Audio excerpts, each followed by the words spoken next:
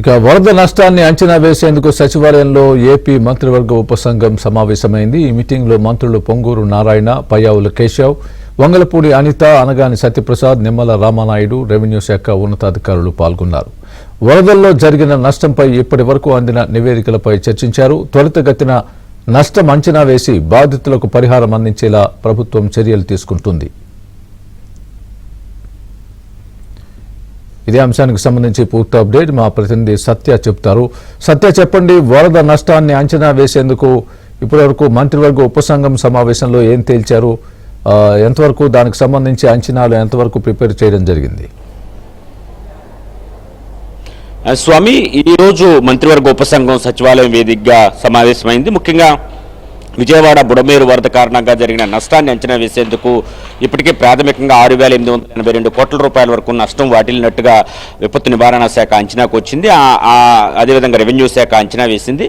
దానిలో భాగంగా ఈరోజు రెవెన్యూ శాఖ ఉన్నతాధికారులు అదేవిధంగా మంత్రులు కూడా మంత్రివర్గ ఉపసంఘం ఈరోజు సచివాలయంలో పొంగూరు నారాయణ పేషీలు భేటీ అవ్వడం జరిగింది. ఈ సందర్భంగా ఎవరైతే రెవెన్యూ శాఖ special chief secretary Sisodia power point presentation చేస్తూ ఆయన కాలు మీద కాలు వేసుకున్న ఒక ఫోటోను కావాలని వైసీపీ సోషల్ మీడియా వైరల్ చేస్తోంది. ముఖ్యంగా వైసీపీ తన చీప్ ట్రిక్స్ను ఈ విషయంలో ప్రదర్శిస్తుంది. ఒక రకంగా వరద నష్టంపై ప్రజలు అల్లాడిపోతుంటే కోడిగుడ్డుపై ఏకలు పీకే ప్రయత్నం అయితే వైసీపీ సోషల్ మీడియా చేస్తోందనే ఆరోపణలు అయితే గట్టిగా వినిపిస్తున్నాయి. ఒక రకంగా ఇది వైసీపీకి మైలేజ్ తెచ్చిపెడుతుందని వారు సోషల్ మీడియాలో వైరల్ చేస్తే చివరికి అది వైసీపీ ఇమేజ్ని డ్యామేజ్ చేసే విధంగా ఈ మొత్తం పరిణామాలు కూడా తటస్థిస్తున్న పరిస్థితి అయితే ఉంది. ప్రస్తుతం చూస్తే కనుక వైసీపీ వేసినటువంటి కౌంటర్ ఏదైతే ఉందో సోషల్ మీడియా వేదికగా మంత్రులకు సరైన గౌరవం ఇవ్వడం లేదు, అధికారులు కారు మీద కాలు వేసుకుని మంత్రుల దగ్గర కూర్చుంటున్నారని ఏదైతే పోస్ట్ చేసిందో ఫోటోని, దానికి కౌంటర్గా ఐటీడీపీ డీటెయిల్ సమాధానం ఇచ్చింది. గతంలో జగన్మోహన్ రెడ్డి తన ఫ్యూడలిస్టిక్ మెంటాలిటీతో తమవారు అనుకునే వాళ్ళని ఇంటి లోపల ఎస్సీ, ఎస్టీ, బీసీ, మైనార్టీలకు సంబంధించిన ప్రజాప్రతినిధులు ఇంటి బయట నిలబెట్టిన ఒక ఫోటోని పోస్ట్ చేసింది.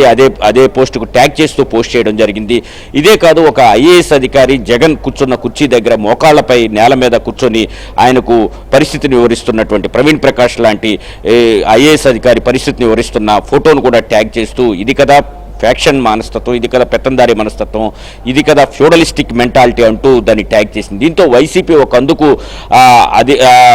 మంత్రులను డిఫేమ్ చేయాలని భావిస్తే చివరకు ఆ పార్టీకే అది బూమరాంగ్ అయింది. ప్రజలే ఎన్నికల తర్వాత మర్చిపోయిన జగన్ ఫ్యూడలిస్టిక్ మనస్తత్వాన్ని అదేవిధంగా ఆయన యొక్క విధానాన్ని మరొకసారి అందరికీ గుర్తు చేసినట్టు అయింది. ఇది ఒక రకంగా వైసీపీకి రీబౌన్స్ అయిందని కూడా సోషల్ మీడియా ఎక్స్పర్ట్స్ అయితే చెప్తున్న పరిస్థితి అయితే ఉంది. ఒక రకంగా మంత్రులను డిమోరలైజ్ చేయాలనుకుంటే అదేవిధంగా ఇమీడియట్గా ఐటీడీపీ దానికి రీట్వీట్ చేయడం ద్వారా అదేవిధంగా మరోవైపు అధికారులకు తలెత్తుకుని ఈ కూటమి ప్రభుత్వంలో నిలబడతారు అనే విధంగా ట్వీట్ చేయడం ఒక రకంగా వైసీపీకి ఎదురు దెబ్బని చెప్పాలి. ఇదే సమయంలో ఒకవైపు వరద నష్టంపై తీవ్రంగా పవర్ పాయింట్ ప్రజెంటేషన్ చేస్తూ దానికి సంబంధించిన వివరాలను తెలుసుకుంటున్న ఒక ఫోటోను కావాలని గేలి చేసే విధంగా ఈ విధంగా సోషల్ మీడియాలో పెట్టడం పట్ల కూడా వరద బాధితులు అదేవిధంగా సామాన్యులు కూడా తీవ్రంగా మండిపడుతున్న పరిస్థితి అవుతుంది. ఇక్కడ ఈ సమావేశం అయిన తర్వాత మొత్తం ఆ జాబితా అంతా తీసుకుని ముఖ్యమంత్రితో పాటు మంత్రులందరూ కూడా కలెక్టరేట్కి వెళ్లారు. అక్కడ బ్యాంకర్లు, ఇన్సూరెన్స్ సంబంధించినటువంటి ప్రతినిధులు, ఇన్సూరెన్స్ కంపెనీల ప్రతినిధులతో సమావేశం అయ్యి అక్కడ ఈ వరద నష్టం పైన వారికి ప్రజెంటేషన్ ఇవ్వబోతున్నారు. తర్వాత ముఖ్యమంత్రి ఢిల్లీ బయలుదేరి వెళ్తారు.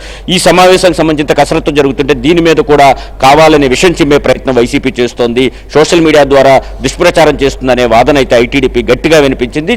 రీట్వీట్ చేయడం ద్వారా ఘాటైన కౌంటర్ ఇచ్చిందని మనం భావించాల్సి ఉంటుంది. అదే సమయంలో బాధితులు బాధపడతా ఉంటే ఈ విధంగా గేలి చేసే విధంగా, హేళన చేసే విధంగా, బాధితుల కోసం కష్టపడుతున్న వారిని ఇబ్బంది పెట్టే విధంగా ఇలాంటి ట్వీట్ చేయడం ఎంతవరకు సమంజసం అనే వాదన కూడా గట్టిగా వినిపిస్తోంది. Right Satya, thanks for the update.